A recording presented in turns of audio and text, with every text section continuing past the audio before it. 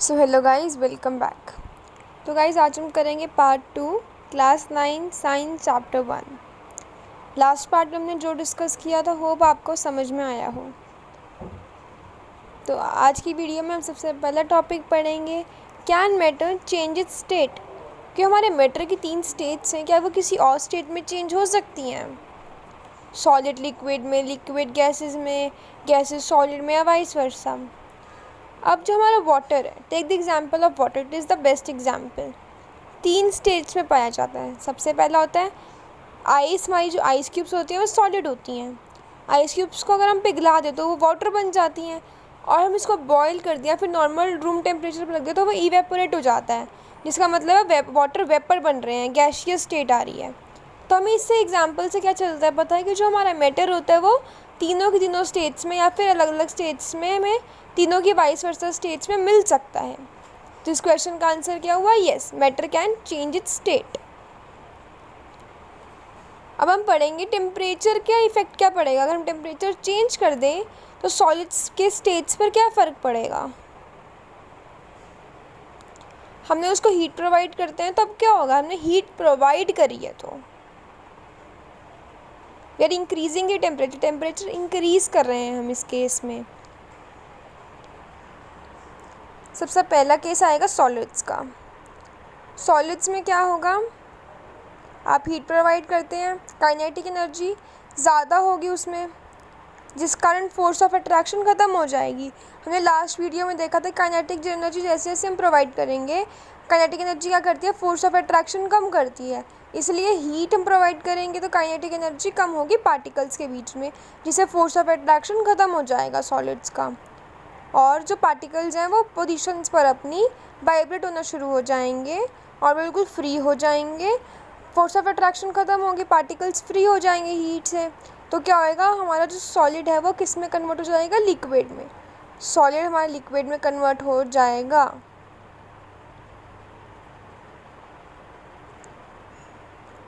अब next point आता है हमारा मेल्टिंग पॉइंट। मेल्टिंग पॉइंट क्या होता है?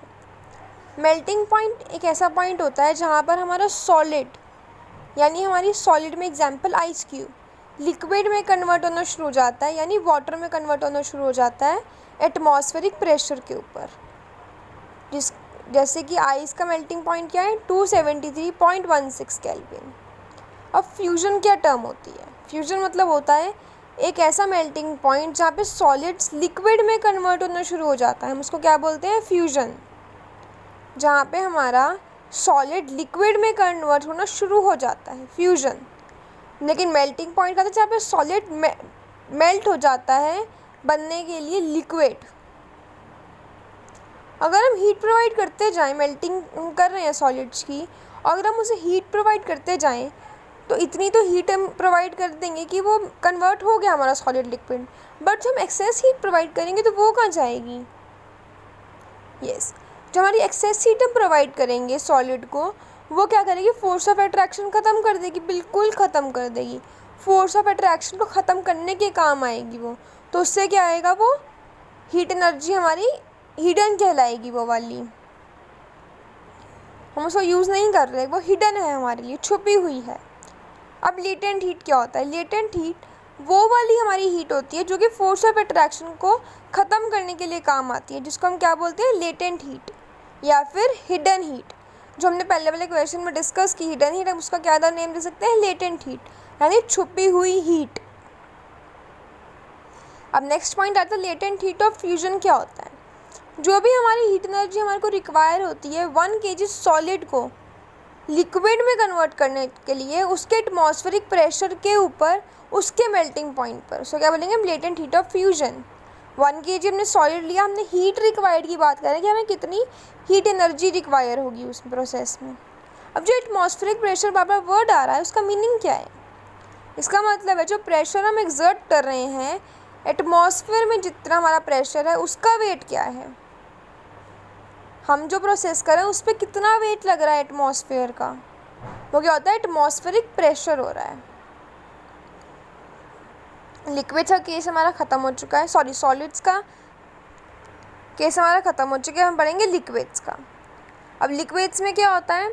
या सॉलिड्स में हमारा काइनेटिक एनर्जी यूज़ होती है टेम्परेचर इंक्रीज़ करते हैं तो फोर्स ऑफ अट्रैक्शन ख़त्म हो जाती है और वो फ्रीली मूव करना शुरू कर जाते हैं। वही सेम मेथड हमारा लिक्विड में फॉलो हो रहा है। लिक्विड में भी हमारा पार्टिकल फोर्स ऑफ अट्रैक्शन ख़त्म होगी और वो फ्रीली मूव होना शुरू हो जाएगा। और जैसे जैसे हम उसको हीट प्रोवाइड करते जाएंगे एक पॉइंट ऐसा आएगा जहाँ पे फोर्स ऑफ अट्रैक्शन बिल्कुल ही ख़त्म हो जाएगी। अगर आप उसको हीट प्रोवाइड करते जाएंगे तो फोर्स ऑफ अट्रैक्शन को ख़त्म करने के लिए वेस्ट है। वो किसके लिए वेस्ट है? फोर्स ऑफ अट्रैक्शन को ख़त्म करने के लिए वेस्ट है।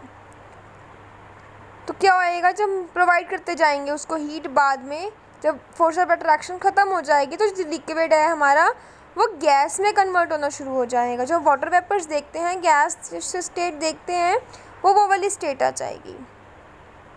अब बात आती है बॉइलिंग पॉइंट क्या होता है। बॉइलिंग पॉइंट होता है जिस पे हमारा लिक्विड बॉयल होना शुरू होता है एटमॉस्फेरिक प्रेशर के ऊपर। ठीक है, जैसे हमारा वाटर का क्या बॉइलिंग पॉइंट है 373 केल्विन। बॉइलिंग पॉइंट होता है जिस पे वाटर बॉयल होना शुरू होता है एटमॉस्फेरिक प्रेशर के ऊपर। अब लेटेंट हीट ऑफ फ्यूजन ने पढ़ी। अब लेटेंट हीट ऑफ वेपराइजेशन क्या होता है।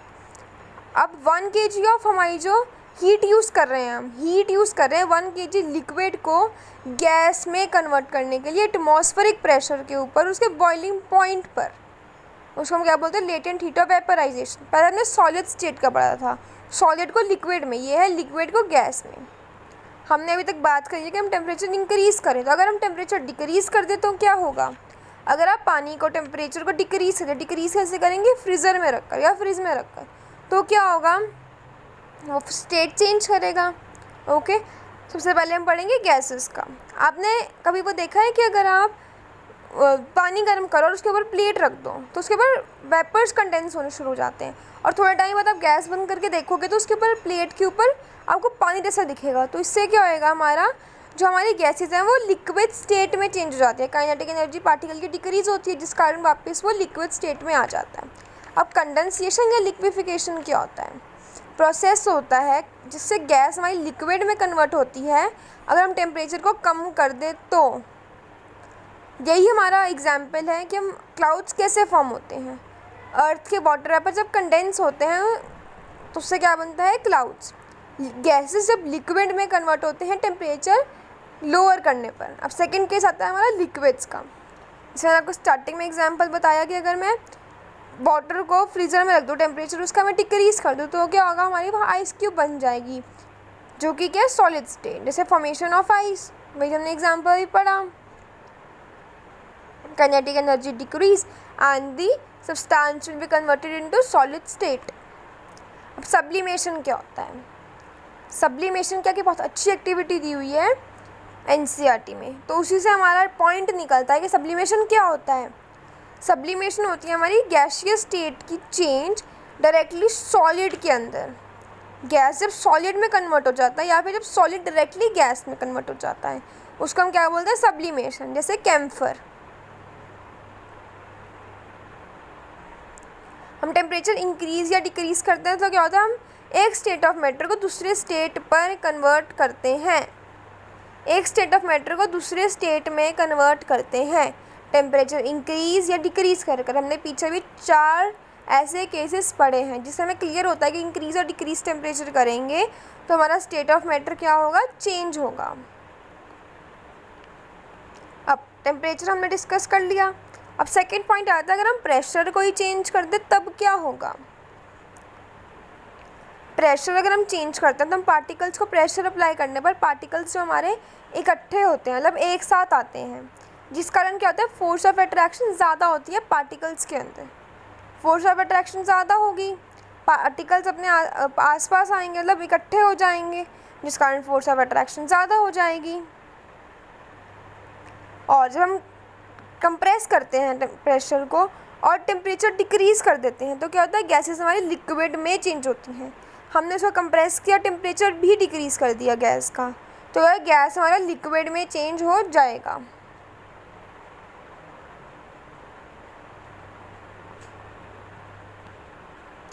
अब इसका एग्जाम्पल आता है ड्राई आइस। अब ड्राई आइस क्या है? हमारी कार्बन डाइऑक्साइड की सॉलिड फॉर्म है। इसको हम क्या बोलते हैं, dry ice, carbon dioxide solid form को। अब हम इसको डायरेक्टली गैस में कन्वर्ट कर सकते हैं अगर हम प्रेशर को 1 एटमॉस्फेयर डिक्रीज़ कर दूँ तो, ठीक है। कार्बन डाइऑक्साइड को डायरेक्टली मैं सॉलिड फॉर्म कार्बन डाइऑक्साइड को मैं गैसेस में कन्वर्ट कर सकती हूँ टेम्परेचर 1 एटमॉस्फेयर डिक्रीज़ करके। अब नेक्स्ट टॉपिक आता है हमारा इवेपोरेशन। What is evaporation? जब हमारे पार्टिकल्स, सबसे पहली बात आपको ये समझने से पहले कि इवेपोरेशन क्या होता है, उससे पहले ये पॉइंट बहुत समझना ज़रूरी है कि जो हमारे पार्टिकल्स ऑफ मैटर होते हैं वो कभी भी रेस्ट पर नहीं होते हैं। पार्टिकल्स ऑफ मैटर एक दूसरे पर different amount of kinetic energy डालते रहते हैं। पहले हमने पढ़ा कि कभी इंक्रीज़ हो रहा है काइनेटिक एनर्जी, कभी डिक्रीज़ हो रहा है, तो क्या चलता है कि particles of matter different amount of kinetic energy डालते रहते हैं।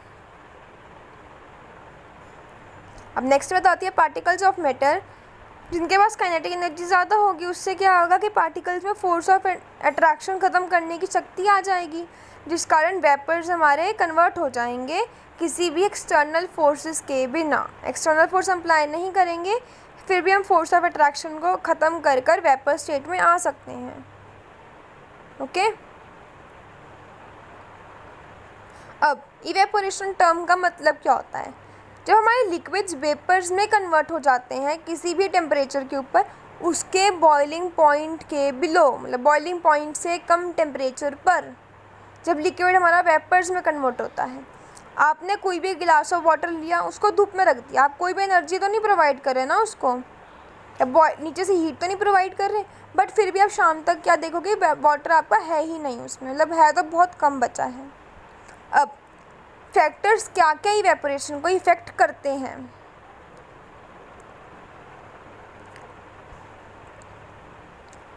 सबसे पहली बात आती है, अगर हम सरफेस एरिया इंक्रीज़ कर देंगे तो रेट ऑफ इवेपोरेशन इंक्रीज़ हो जाएगा, पार्टिकल ज़्यादा मूव करेंगे, इवेपोरेट भी ईजी हो जाएगा। भाई जैसे हमने केस लिया वाटर का पहले। अब इंक्रीज़ इन टेम्परेचर इंक्रीज़ करेंगे, काइनेटिक एनर्जी पार्टिकल्स में इंक्रीज़ होगी, जिस कारण इवेपोरेशन का रेट भी हमारा ज़्यादा होगा। जैसे अगर आप कोई भी टी वगैरह बहुत बड़े सॉसर मिल रहे तो वो प्रोसेस भी सेम इवेपोरेशन का केस है। अब अगर हम ह्यूमिडिटी इंक्रीज़ कर दे तो रेट ऑफ इवेपोरेशन डिक्रीज़ हो जाएगी। क्यों होगी? कि वाटर कंटेंट जो एयर में है उसमें भी वाटर होता है, जिसका इवेपोरेशन कम हो जाएगी अगर हम ह्यूमिडिटी इंक्रीज़ कर दे तो। अब विंड स्पीड अगर हम इंक्रीज़ कर दें तब इंक्रीज़ हो जाएगी हमारी इवेपोरेशन की स्पीड, क्योंकि वाटर जो हमारा वाटर वेपर ब्लो हो जाएंगे विंड से, जिस कारण इवेपोरेशन ज़्यादा होगी। अब इवेपोरेशन से कूलिंग क्यों होती है? आप अगर एक आइस क्यूब की बॉक्स लें, टेबल पर रख दें, आप देखेंगे थोड़े टाइम बाद जो टेबल की साइड वाली, जो उसके बाउल के आसपास वाली टेबल है वो भी ठंडी हो जाएगी। अब ऐसा क्यों होता है? जो प्रोसेस ऑफ इवेपोरेशन होता है उसमें हमारी एनर्जी यूज़ होती है लिक्विड पार्टिकल्स की। पार्टिकल्स एनर्जी ऑब्जर्व करते हैं आसपास से। एनर्जी क्या होएगा? प्रोसेस चेंज करने के कारण एनर्जी भी लॉस होगी। जो एनर्जी लॉस होगी हमें किस फॉर्म में दिखाई देगी? कूलिंग के फॉर्म में। सराउंडिंग्स वो कूल कर देगी, एरिया जो आसपास का है वो कूल कर देगी उस एनर्जी में। ठीक है, अगर आप एसीटोन लें, अपने हाथ पर एसीटोन रख के देखें तो वो इवेपोरेशन जब उसकी स्टार्ट होगी ना आपके नेल पेंट रिमूवर की एसीटोन की, तो आपका पाम, मतलब हाथ की हथेली बहुत ज़्यादा ठंडी होनी आपको फील होगा ये। अब कई लोग क्या करते हैं गर्मियों में, वो अपनी रूफ्स के ऊपर या फिर घर के आगे पानी स्प्रिंकल करते हैं। उससे क्या होएगा कि इवेपोरेशन होगा, इवेपोरेशन कूलिंग कॉज करेगी, इवेपोरेशन से कूलिंग कॉज होगी ना। अब लास्ट एग्जाम्पल आता है कि अगर हम गर्म चाय लें और उसको कुछ बड़े बर्तन में रख दें तो इवेपोरेशन, वो जो चाय है हमारी थोड़ी लेट ठंडी होगी, बड़े बर्तन में जल्दी ठंडी होगी कंपैरेटिव टू छोटे बर्तन में। अब आप गर्मियों में, समर में कॉटन क्लोथ्स क्यों पहनते हो, वुलन क्लोथ्स क्यों नहीं पहनते? ऐसा क्यों होता है? या कुछ भी आप कॉटन क्लोथ्स ही क्यों प्रेफर करते हो? रेयॉन, नायलॉन, ये सब क्यों नहीं प्रेफर करते हो?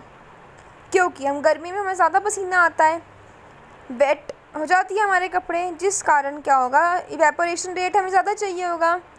स्वेट आया, इवेपोरेट्स एनर्जी, हमारी बॉडी से उसने एनर्जी ली और हमारी बॉडी को वो कूल कर देता है। और कॉटन जो होता है वो बेस्ट ऑब्जर्वर किसका होता है? हीट का, मतलब यानी पसीने को ज़्यादा जल्दी, वो स्वेट को हमारे ज़्यादा जल्दी ऑब्जर्व करेगा और उसको एटमॉस्फेयर में लाएगा, और जिसका इवेपोरेशन फास्ट होगी।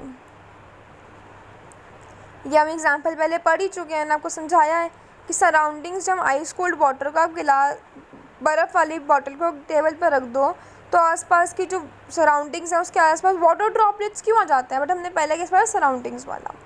ऐसा इसलिए होता है क्योंकि वाटर वेपर जो हमारे एटमॉस्फेयर में प्रेजेंट होते हैं वो जब कंटेंट में आते हैं गिलास की, तो जो आइस कोल्ड वाटर होता है ना वो कंडेंस होना शुरू हो जाता है। वाटर अपनी फॉर्म चेंज करेगा, गैसियस स्टेट क्या होएगा, लिक्विड स्टेट में आएगा, जिस कारण में वाटर ड्रॉपलेट्स दिखते हैं गिलास के आसपास। ओके,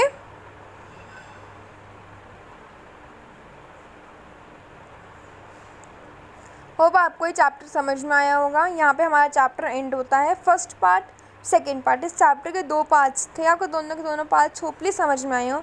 बट स्टिल अगर आपको अभी भी कोई डाउट है please don't forget to mention in the comment section.